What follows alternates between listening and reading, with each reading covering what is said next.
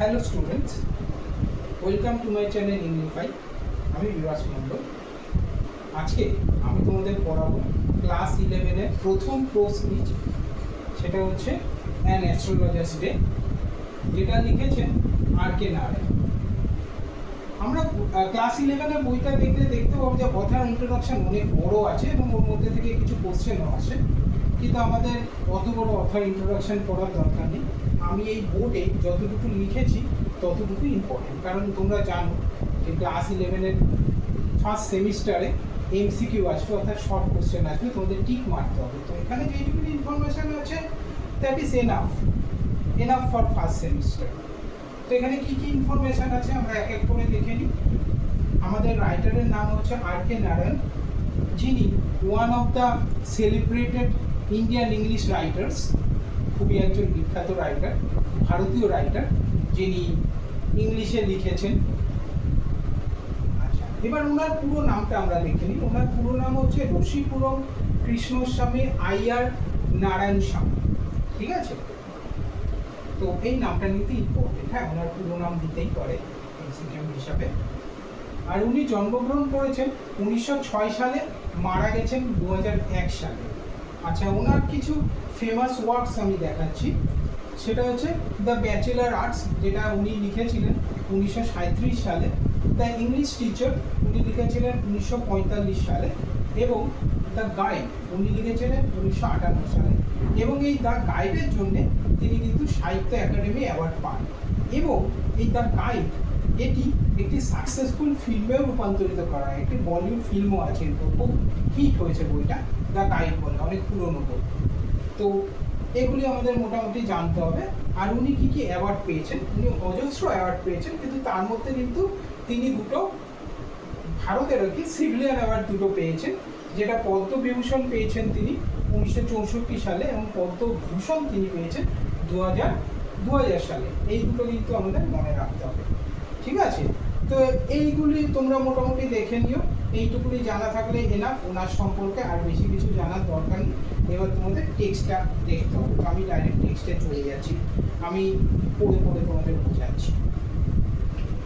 Punctually at midday, he opened his bag and spread his professional equipment, which consisted of a dozen of cowrie shells, a square piece of cloth with obscure mystic charts on it, and a bundle of palmyra writing.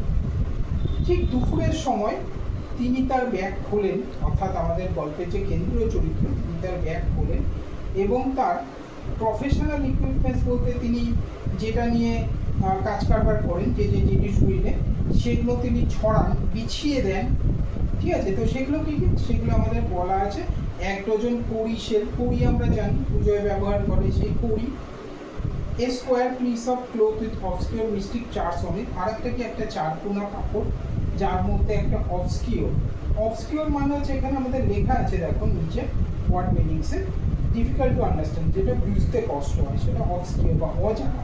R mystic মানে দেখো এখানে লেখা আছে having hidden or secret meaning, অর্থাৎ কিন্তু একটা রহস্যময়, ঠিক আছে? একটা রহস্যময় অজানা একটা চার্ট যার উপর মানে আছে আর কি, সেই কাপড় মানে সেই স্কোয়ার পিস অফ ক্লোথের উপরে। এবং তার সাথে আছে কি এক বান্ডিল পালমাইরা রাইটিং। এই পালমাইরা রাইটিং মানে হচ্ছে তালপাতের উপর লেখা, তালপাতের উপর কিছু লেখা আছে। তো এইসব জিনিসপত্র নিয়ে কিন্তু তিনি বসেন। His forehead was resplendent with sacred ash and vermilion, and his eyes sparkled with a sharp abnormal gleam, which was really an outcome of a continual searching look for customers, but which his simple clients took to be prophetic light and felt confident. Forehead মানে কপাল, তো তার কপাল রিসপ্লেন্ডেন্ট মানে উজ্জ্বল, তার কপাল উজ্জ্বল। কি দিয়ে উজ্জ্বল? তার কপাল স্যাক্রেড অ্যাশ অর্থাৎ পবিত্র ছাই, এবং ভার্মিলিয়ান কথার অর্থ হচ্ছে সিঁদুর, অর্থাৎ কিন্তু তিনি তার কপালে পবিত্র ছাই মেখেছেন এবং তারপর কিন্তু সিঁদুর ঘষেছেন। আর তার চোখ স্পার্কেল করছে, অর্থাৎ ঝলমল করছে, with a sharp abnormal Glim, যাতে একটা ধারালো অস্বাভাবিক দীপ্তি দেখা যাচ্ছে তার চোখে, which was really an outcome of A continual search look for customers, যেটা কিন্তু আসলে তিনি অনবরত তার কাস্টমার বা খরিদ্দার খুঁজছে, তার জন্য কিন্তু তার চোখে সেই দিকটা দেখা যাচ্ছে। But which his simple clients proved to be prophetic light and felt confident. কিন্তু তার সাদা সিধে সরল খরিদ্দারেরা বা কাস্টমাররা তারা কিন্তু মনে করে এটা হচ্ছে একটা প্রফেটিক লাইট, সেই তার চোখের আলোটা একটা প্রফেটিক লাইট মানে একটা জ্ঞানের আলো। তারা মনে করে যে বাহ, তিনি তো খুব জ্ঞানী উচিত, তো সেই আলো তারা মনে করে এবং তারা স্বস্তি পায় না, তারা মনে করে যে না, আমরা ঠিক লোকের কাছে এসেছি।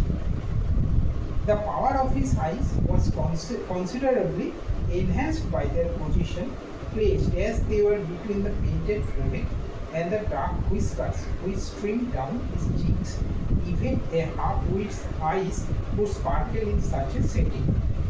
তার এই চোখের ক্ষমতা অর্থাৎ তার এই চোখের দীপ্তিটা কনসিডারেবলি মানে যথেষ্ট পরিমাণে এনহ্যান্স মানে বৃদ্ধি পেয়েছে তার অবস্থানের জন্য। মানে তার চোখটা এমন একটা জায়গায় অবস্থিত বা অবস্থান করছে, পজিশনটা এত সুন্দর, যার ফলে কিন্তু তার এই চোখের ক্ষমতা বা দীপ্তিটা বেড়ে গেছে। কোথায় তার অবস্থান সেই চোখে? সেটা আছে হচ্ছে তার কপালের নিচে, মানে কপাল এবং তার ডার্ক হুইস্কার মানে হচ্ছে কালো দাড়ি, তার ঠিক মাঝখানে কিন্তু উপরে কপাল আছে, নিচে তার কালো দাড়ি আছে। এবং সেই কপালটা কিন্তু কেমন কপাল না, পেইন্ট। আমরা আগেও দেখলাম বা শুনলাম আর কি, যে কপালটা কিন্তু পবিত্র ছাই এবং সিঁদুর দিয়ে তিনি রং করেছেন। তাহলে উপরে কপালে সুন্দর তিনি সিঁদুর ঘষেছেন এবং ছাই ঘষেছেন, একটা কালার স্কিম তৈরি হয়েছে ধূসর এবং লালের, নিচে তার কালো দাড়ি স্ট্রিম করছে, মানে ঝর্ণা ধারার মতো বা নদীর স্রোতের মতন নেমে গেছে তার গাল বেয়ে। তার মধ্যে কিন্তু তার চোখ, অর্থাৎ দুটোর মাঝখানে উপরে কপাল, নিচে সেই দাড়ি, সেই চোখের ক্ষমতা কিন্তু অস্বাভাবিকভাবে বেড়ে গেছে এই অবস্থানের জন্য।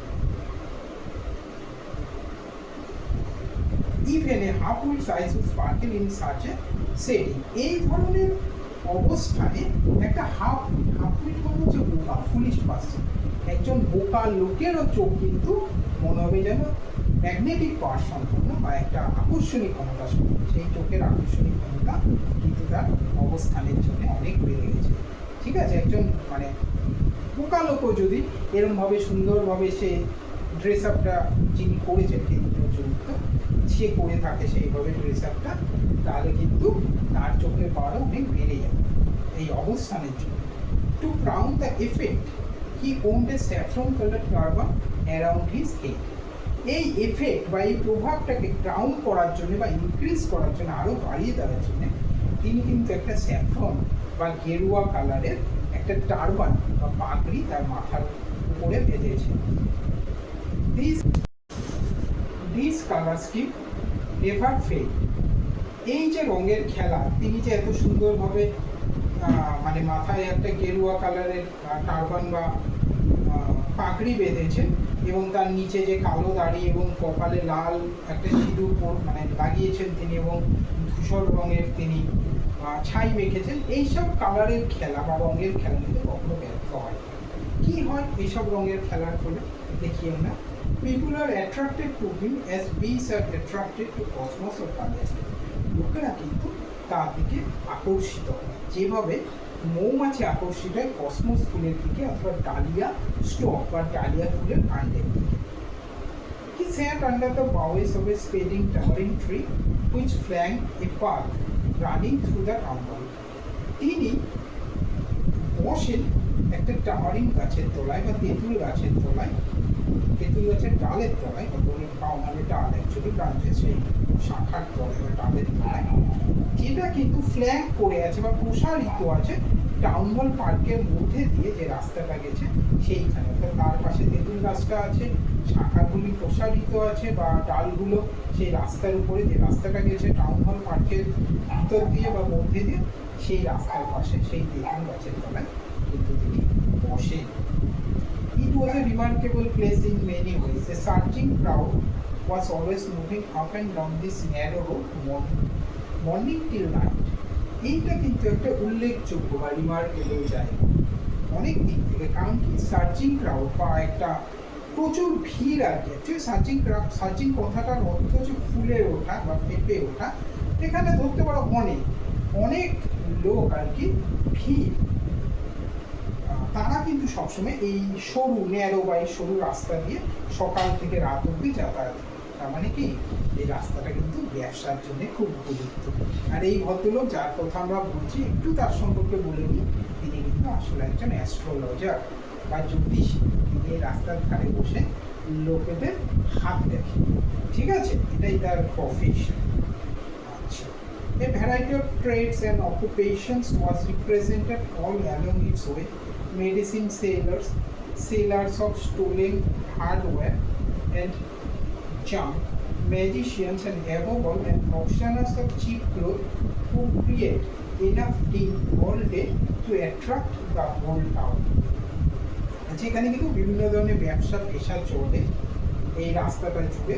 মেডিসিন সেলার্স আছে বা ওষুধ বিক্রেতা আছে, সেলার্স অফ স্টোলেন হার্ডওয়্যার বা চোরাই মালপত্র বিক্রি করে এরম বিক্রেতারা আছে, এবং জাঙ্ক বিক্রি করা অর্থাৎ জাঙ্ক মেটেরিয়াল বলতে বাড়ির অব্যবহার্য জিনিসপত্র যে লোকে বিক্রি করে দেয় সেগুলো। ম্যাজিশিয়ানস আছে, জাদুকর আছে, সবচেয়ে বড় কথা অ্যাবোবল মানে সবচেয়ে বড় কথা হচ্ছে অ্যান অকশনার অফ চিপ ক্লোথস। এখানে কিন্তু একজন নিলামদার আছে। অকশনার মানে নিলামদার, যিনি নিলাম করেন চিপ ক্লোথ অর্থাৎ সস্তা কাপড়ের একজন নিলামদার আছে। Who create enough din all day to attract the whole town, যে কিন্তু সারাদিন ধরে প্রচুর টিন বা আওয়াজ করে আর কি, পুরো শহরকে যেন সে ডেকে আনতে চায় তার দিকে, তার কাপড় বিক্রি করার জন্য। Next to him in vociferousness came a vendor of fried groundnut who gave his wife a fancy name each day, calling it Bombay ice cream one day, and on the next Delhi almond, and on the third Raja's delicacy, and so on and so forth, and people flocked to him. এইসব ভসিফরাসনেস মানে যেখানে আমরা দেখতেই পাচ্ছি, দেখে নেবো তোমার numbering করা আছে, নাম্বার 8 আছে। ভসিফরাসনেস মানে নয়েজি আউটক্রাই মানে চিৎকার চেঁচামেচি। তো এইসব চিৎকার চেঁচামেচির মধ্যে কিন্তু একজন ভাজা বাদাম বিক্রেতাও আছে, যে তার ওয়্যার মানে হচ্ছে থিংস বা যেই জিনিসটা সে বিক্রি করছে অর্থাৎ বাদাম, এই বাদামটাকে কিন্তু সে প্রতিদিন একটা নাম দেয়, ফ্যান্সি নেম মানে হচ্ছে সুন্দর সুন্দর নাম দেয়। একদিন নাম দেয় বোম্বে আইসক্রিম, পরের দিন নাম দেয় দিল্লি আমন্ড, তৃতীয় দিন নাম দেয় রাজাস ডেলিকেসি। এইভাবে কিন্তু সে নাম দিতেই থাকে এবং লোকেরা কিন্তু ফ্লুক্ট করে তার চারপাশে। ফ্লুক্ট মানে হচ্ছে গ্যাদার করে বা তার চারপাশে জড়ো। তো যাই হোক, এখানে সবই ঠিক আছে, তবে একটা কথা আমি বুঝে পারছি না বা তোমাদের না বলে পারছি না, যে উনি বাদাম বিক্রি করেন কিন্তু বাদামের নাম তিনি দেন বোম্বে আইসক্রিম। যাই হোক, গল্পে সেরকম বলা আছে, যেরকম বলা আছে সেরকমই আমাদের বলতে হবে, বাদামের নাম Bombay ice cream. Whatever, however, a considerable portion of this crowd tallied before astrologer. এতক্ষণ ধরে কিন্তু তার পরিচয় আমরা পাইনি, অর্থাৎ সেন্ট্রাল ক্যারেক্টারের। এবার কিন্তু আমরা তার পরিচয় পাচ্ছি, তিনি কে না অ্যাস্ট্রোলজার অর্থাৎ জ্যোতিষী। এই যে ভিড়টা যেটা ওই বাদাম বিক্রেতার সামনে জড়ো হয়, বাদাম কাজ হয়, তাদের মধ্যে বেশ কিছু অংশ কিন্তু অ্যাস্ট্রোলজারের সামনে চলে আসে। গ্যালি মানে অ্যাকচুয়ালি ঘুরঘুর করে, অ্যাস্ট্রোলজারের সামনে ঘুরঘুর করে। The astrologer transacted his business by the light of a flare which crackled and smoked up above the groundnut heap nearby. এই অ্যাস্ট্রোলজার তার ব্যবসা করে একটা আলোয়, ফ্লেয়ার মানে হচ্ছে শিখা, একটা আগুনের শিখার আলোয়, যেটা চটপট আওয়াজ করে। ক্র্যাকেল মানে পটপট আওয়াজ করা, মানে সেখানে হয়তো কাঠকুট বা কিছু বোঝা আছে যার ফলে আগুনটা যখন চলে সেখানে পটপট আওয়াজ হয়, এবং স্মোক আপ অর্থাৎ ধোঁয়া ওঠে, যেটা লাগানো আছে সেই বাদামের স্তূপের উপরে কাছাকাছি, মানে সেই আগুনটা বা সেই আলোটা, সেখানে সেই আলোতে কিন্তু সে তার ব্যবসা করে। আমাদের এই কেন্দ্রীয় চরিত্র বা আমাদের hero astrologer. Half the enchantment of the place was due to the fact that it did not have the benefit of municipal lighting. এই জায়গার এনচ্যান্টমেন্ট বা ম্যাজিক বা জাদুটা সৃষ্টি হয়েছে এই কারণে, যেখানে কিন্তু মিউনিসিপ্যাল লাইটিং নেই, অর্থাৎ কিন্তু রাস্তায় আলো নেই, লাইট পোস্ট নেই, সেখানে আলো দেওয়া নেই। This place was lit by shop lights.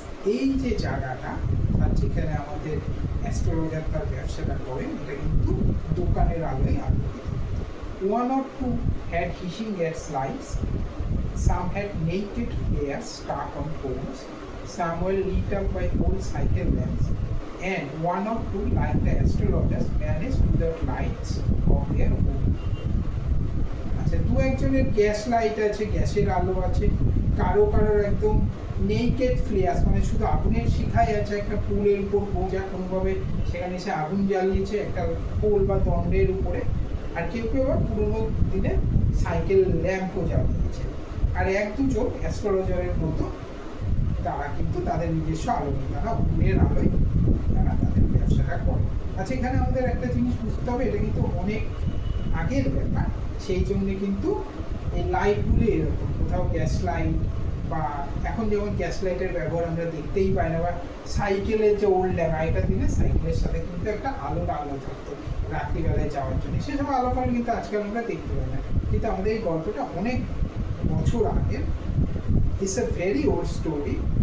Okay, so that's why এইসব উল্লেখ কিন্তু আমরা পাই।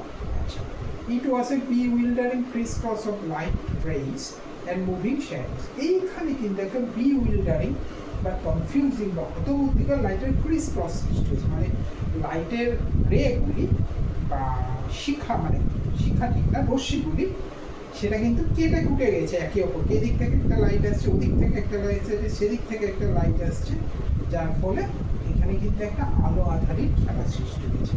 এবং লোকে যখন হেঁটে যাচ্ছে শ্যাডো তৈরি হচ্ছে বা ছায়া তৈরি হচ্ছে, চলন্ত ছায়া, এটা কিন্তু খুব কনফিউজিং।